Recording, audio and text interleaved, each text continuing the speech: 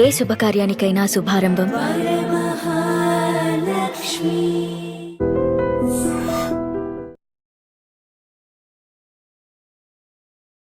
నమస్తే, welcome to I dream talking point with Kavitha. Pakistan విషయంలో మన రక్షణ శాఖ మంత్రి రాజ్నాథ్ సింగ్ ఈ మధ్యన సంచలనమైనటువంటి కీలక వ్యాఖ్యలు చేస్తున్నారు. గతంలో ఆపరేషన్ సింధూర్ని మేము ఎప్పుడైనా రీలాంచ్ చేస్తాము, ఆపరేషన్ సింధూర్ 2.0 రెడీగా ఉంది అనేటువంటి మాటలు చెప్పినటువంటి రాజ్నాథ్ సింగ్ ఆ తర్వాత పాక్ ఆక్యుపైడ్ కాశ్మీర్, పాక్ ఆక్రమిత కాశ్మీర్ మీద ఎలాంటి దాడులు యుద్ధాలు లేకుండానే దాన్ని భారతదేశంలో మేము కలిపేసుకుంటాం అనేటువంటి వ్యాఖ్యలు చేసినటువంటి రాజ్నాథ్ సింగ్ నిన్న మరో కీలకమైనటువంటి వ్యాఖ్య చేశారు.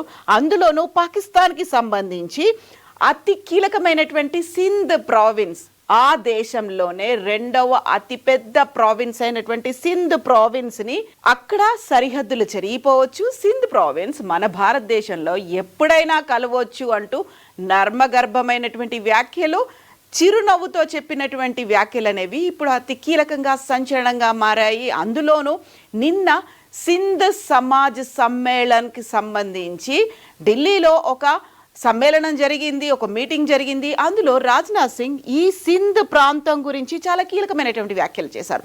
ఆయన ఏమన్నారో ఇప్పుడు విందాం.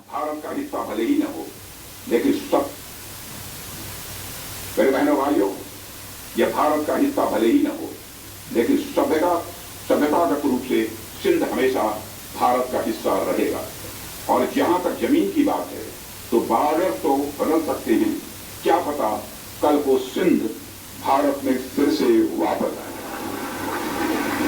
సో ఇప్పుడు మనం నాగరికత అనేది సింధుతో ఎప్పటికీ ముడిపడి ఉంటుంది. సింధ్ అనేది ఇప్పుడు భారతదేశంలో లేకపోయి ఉండవచ్చు, కాకపోతే రేపు పొద్దున ఏం జరుగుతుందో ఎవరికి తెలుసు, మన బార్డర్స్ అన్నీ కలిసిపోవచ్చు, సింధ్ మనతో పాటుగా ఉండిపోవచ్చు అనేటువంటి వ్యాఖ్యలు అనేవి సరిహద్దులు ఎప్పటికైనా మారుతాయి అని చెప్పడం అనేది నిజంగా అక్కడ ఏం జరుగుతోందండి. సింధ్కి సంబంధించి సింధులోయ అక్కడ ప్రాంత ప్రజలు కూడా సపరేట్ సింధ్ దేశ్ కావాలనేది కోరుకుంటున్నారు. ఎలా అయితే బలూచిస్తాన్లో వేర్పాటువాదం ఉందో సింధులో కూడా అలాగే శాంతిపూర్వకంగానే శాంతియుతంగానే నిరసనలు ఆందోళనలు కూడా జరిగాయి. సపరేట్గా మాకు సింధ్ దేశం కావాలి అనేటువంటి వాదన.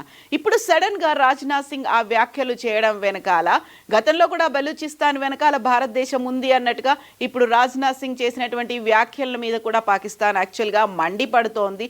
వేర్పాటువాదంతో పాటుగా ఒక సామ్రాజ్యవాదాన్ని, హిందుత్వవాదాన్ని ప్రోత్సహించేలా ఉంది అంటూ దాన్ని ఖండిస్తోంది. యాక్చువల్గా ఈ మాటలు చెప్పడానికి కూడా ప్రధానమైనటువంటి కారణం బీజేపీ సీనియర్ మోస్ట్ లీడర్ అయినటువంటి ఎల్కే అద్వానీ కూడా సింధ్ ప్రాంతానికి చెందిన వారే.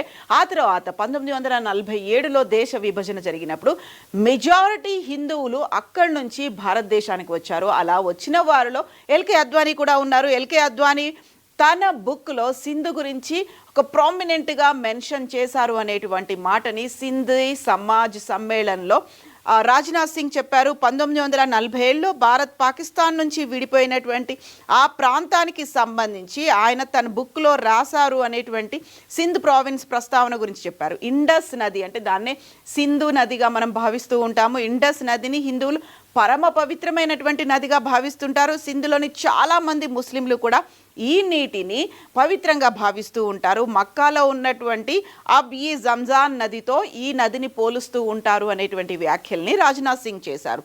దాంతోపాటుగా ఇదే మెన్షన్ని, ఈ జంజాన్ నదితో పోలుస్తున్నటువంటి దీన్ని ఎల్కే అద్వానీ తన పుస్తకంలో రాసుకున్నారు అనే మాటతో పాటుగా ఈరోజు సింధ్ ప్రాంతం మన దగ్గర లేకపోవచ్చు, భారత్లో భాగం కాకపోయి ఉండవచ్చు, కానీ నాగరికత ప్రకారం సింధ్ ఎప్పటికీ భారతదేశంలోని భాగమే.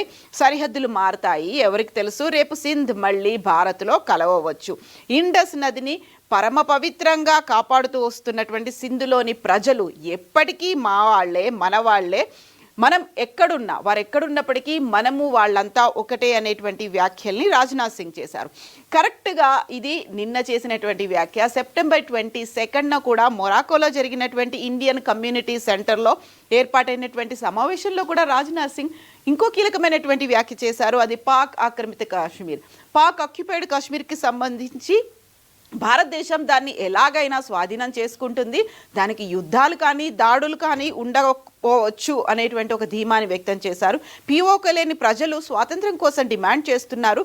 పీఓకే ఎప్పటికీ మనదే. ఆపరేషన్ సింధూర్ సమయంలో పీఓకేలని ఇన్ఫ్రాస్ట్రక్చర్ని ధ్వంసం చేశాము. అదే సమయంలో పీఓకేని భారత్లో చేర్చుకోవాలి అనేటువంటి డిమాండ్ అప్పుడు వచ్చింది. సో ఒకవైపు బెలూచిస్తాన్, మరోవైపు సింధుతో పాటుగా పాక్ ఆక్రమిత కశ్మీర్ గురించి కీలకమైనటువంటి వ్యాఖ్యలు చేస్తున్నటువంటి రాజ్నాథ్ సింగ్ మీద అయితే ఇప్పుడు పాకిస్తాన్ మండిపడుతోంది. అందులో కూడా రాజ్నాథ్ సింగ్ చేసినటువంటి వ్యాఖ్యలు హిందుత్వ విస్తరణ వాదాన్ని ప్రతిబింబిస్తాయి అనేటువంటి మాటని పాకిస్తాన్ చెప్తోంది. భారత్ ఇలాంటి విషయాలపై కాకుండా ఇతర అంశాలపై దృష్టి సారిస్తే బాగుంటుంది అనేటువంటి మాటని పాకిస్తాన్ విదేశాంగ మంత్రిత్వ శాఖ తన ట్విట్టర్ ఖాతాలో ఈ విషయాన్ని ఖండిస్తున్నట్టుగా ఒక ప్రెస్ నోట్ను కూడా రిలీజ్ చేసింది. సింధ్ ప్రాంత ప్రజలు భారత్లోకి తిరిగి రావచ్చు, సరిహద్దులు మారవచ్చు అని చేసినటువంటి వ్యాఖ్యలు హిందుత్వ విస్తరణవాదాన్ని ప్రతిబింబిస్తాయి. అంతర్జాతీయ చట్టం ద్వారా గుర్తించిన సరిహద్దుల సమగ్రత, రాష్ట్రాల సార్వభౌమత్వాన్ని ఉల్లంఘించినట్లు అవుతుంది. సరిహద్దు ప్రాంతంలో శాంతి స్థిరత్వానికి ముప్పు వాటిల్లేలా రెచ్చగొట్టే వ్యాఖ్యల్ని భారతదేశం చేస్తోంది అనేటువంటి మాటని పాకిస్తాన్ వెల్లడించింది. భారత్ తమ పౌరుల భద్రత, ముఖ్యంగా మైనారిటీలు, బలహీన వర్గాల భద్రతపై దృష్టి సారించాలి అనేటువంటి మాటని పాకిస్తాన్ అయితే ఈ రాజ్నాథ్ సింగ్ వ్యాఖ్యల్ని ఖండిస్తూ పేర్కొంది. అందులోనూ ప్రధానంగా భారత్ ఇలాంటి చిన్న విషయాలపై కాకుండా ఈశాన్య ప్రజలు తరచూ ఎదుర్కొంటున్న వివక్ష, గుర్తింపు ఆధారిత సమస్యలను పరిష్కరించాలని మేం కోరుకుంటున్నాము అనేటువంటి మాటను కూడా పాకిస్తాన్ మెన్షన్ చేసింది. దీంతో జమ్మూ కాశ్మీర్ అంశం, అలాగే పాక్ ఆక్యుపైడ్ కాశ్మీర్, సింధ్ అనే అంశం మరొకసారి తెర మీదకి వచ్చింది. సింధు నది సమీపంలో ఉన్నటువంటి సింధ్ ప్రాంతం అనేది ఇది 1947లో విభజన సమయంలో పాకిస్తాన్కి వెళ్ళిపోయింది. ఆ తర్వాత అక్కడ అది అత్యంత సుదీర్ఘమైనటువంటి ప్రాంతంగా ఉంది. అందులోనూ సింధ్ అనేది పాకిస్తాన్లో ఆగ్నేయ భాగంలో ఉన్నటువంటి ఒక ముఖ్యమైనటువంటి ప్రావిన్స్. ఇది భూభాగం పరంగా ఇది పాకిస్తాన్లోనే 3వ అతిపెద్ద ప్రావిన్స్. అయితే జనాభా పరంగా చూస్తే 2వ అతిపెద్ద ప్రావిన్స్. సింధు మన నాగరికత గురించి చెప్పుకుంటుంటాము. అది ఈ సింధు నది లోయ వెంబడి వెల్లువిరిసినటువంటి నాగరికత. ఆ నాగరికత గురించే ఇప్పుడు రాజ్నాథ్ సింగ్ మాట్లాడారు. గుజరాత్తో పాటుగా రాజస్థాన్ రాష్ట్రాలకు సంబంధించినటువంటి సరిహద్దుల్ని సింధ్ ప్రాంతం భారతదేశంలో ఉన్నటువంటి గుజరాత్ అండ్ రాజస్థాన్తో షేర్ చేసుకుంటుంది. ఆ బౌండరీస్ చెరిగిపోతాయి అనేటువంటి మాటని రాజ్నాథ్ సింగ్ అయితే చెప్పారు. ఇక సింధ్కి సంబంధించి పాకిస్తాన్లో అతిపెద్ద ఆర్థిక కేంద్రం, మరి అత్యధిక జనాభా కలిగినటువంటి నగరం. ఈ ప్రావిన్స్ లో 55.24 మిలియన్ల జనాభా అనేది ఉంది. అందులో 2025 నాటికి 95.7 మిలియన్ల జనాభాకు చేరుకుంటుంది. ఇందులో పర్టికులర్గా దాదాపు మా ముస్లింలే మెజారిటీ ఉన్నప్పటికీ కూడా 8.9% హిందువులు అతిపెద్ద సమాజంగా అక్కడ కనిపిస్తూ ఉన్నారు. ఈ నేపథ్యంలోనే సింధ్ పశ్చిమ మరియు వాయువ్య దిశలో బలూచిస్తాన్ ప్రావిన్స్తో, ఉత్తరాన పంజాబ్ ప్రావిన్స్తో కలిసి ఉంది.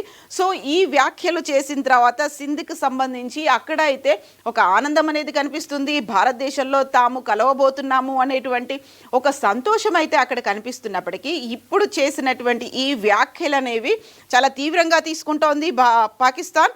అందులో ప్రముఖంగా అద్వానీ, సింధ్ ప్రాంతానికి చెందినటువంటి అద్వానీ తను రాసినటువంటి పుస్తకం గురించి మెన్షన్ చేయడం, అందులో కూడా చాలా చిరునవ్వుతో ధర్మగర్భంగా రాజ్నాథ్ సింగ్ చేసినటువంటి వ్యాఖ్యలు భవిష్యత్తుని ఏమైనా సూచిస్తున్నాయా? అక్కడ ఉన్నటువంటి ఇప్పటిదాకా బలూచిస్తాన్కి మనమే మద్దతు ప్రకటిస్తున్నాము, లేకుంటే ఢిల్లీ కేంద్రంగానే బలూచిస్తాన్లో తమ మీద దాడి జరుగుతోంది అని చెప్పినటువంటి పాకిస్తాన్ ఇప్పుడు సింధ్కి సంబంధించి కూడా ఇదే సింధ్ ప్రాంతంలో గతంలో న్యూక్లియర్ టెస్టులు జరుగుతున్నాయి అనేటువంటి మాటని అంతర్జాతీయ సమాజం దృష్టికి తీసుకెళ్లారు. అక్కడ సింధ్ దేశ్ కావాలి అంటూ పోరాడుతున్నటువంటి ఆందోళనకారులు, అక్కడ ఉన్నటువంటి ఎన్జిఓలు, ఆ తర్వాత అక్కడ ఉన్నటువంటి పర్యావరణ నిపుణులు మమ్మల్ని అక్కడికి సింధ్ ప్రావిన్స్ దగ్గరికి కూడా రానివ్వట్లేదు. ఎక్కడైతే అక్కడ పరీక్షలు జరుగుతున్నాయో ఆ ప్రాంతంకి మీరు రండి, ఒక ఇండిపెండెంట్ బాడీగా వచ్చి అక్కడ తనిఖీలు చేపట్టిండి, ఇన్వెస్టిగేషన్ చేయండి అంటూ అదే సింధ్ ప్రాంత ప్రజలు కూడా భారతదేశంతో పాటుగా అంతర్జాతీయ సమాజాన్ని కూడా అక్కడికి ఇన్వైట్ చేశారు. ఇప్పుడు రాజ్నాథ్ సింగ్ చేస్తున్నటువంటి ఈ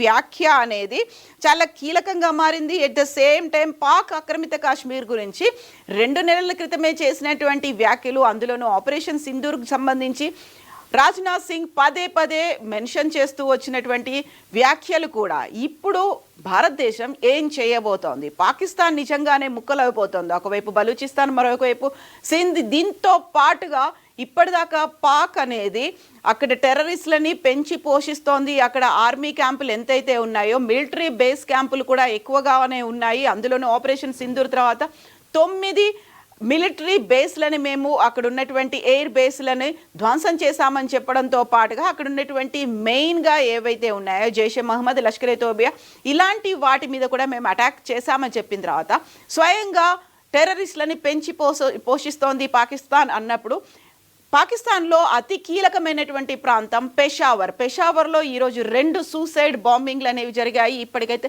3 మరణించారు, 20 మందికి పైగా గాయపడ్డారని తెలుస్తోంది.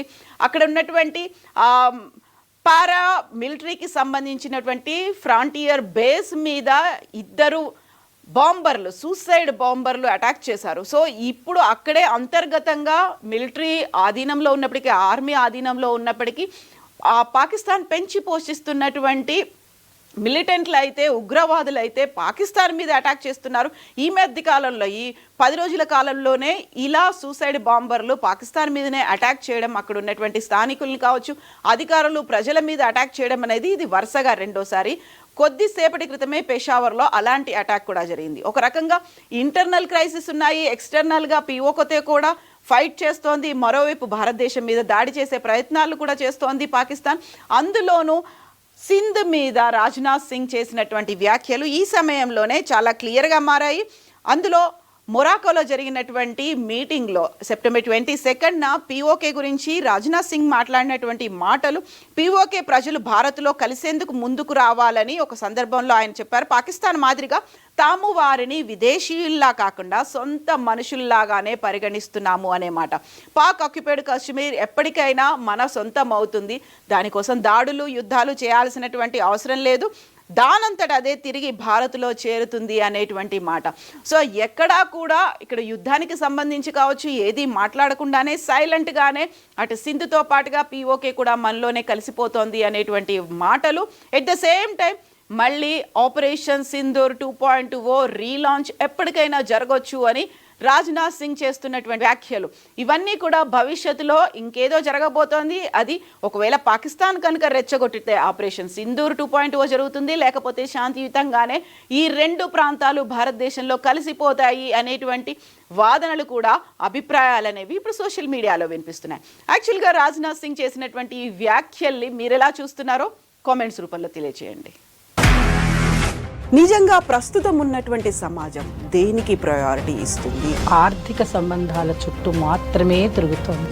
మళ్ళీ ఎన్నికలంగానే చాలా విరక్తి కలుగుతున్నాం. మంచి అనిపిస్తుంది కదా, లేడీస్ కూడా ఛాలెంజింగ్ జాబ్స్ చేసినప్పుడు చాలా బాగుంటది. ట్రాఫిక్ అసిస్టెంట్స్ గా నియమించిన ట్రాన్స్జెండర్స్ అందరితో సాల్యూట్ చేయించుకుంటున్నారు. ఫుడ్ డెలివరీ ఇవ్వటానికి వెళ్ళినటువంటి డెలివరీ బాయ్ అనిల్ పై కళ్ళ ముందు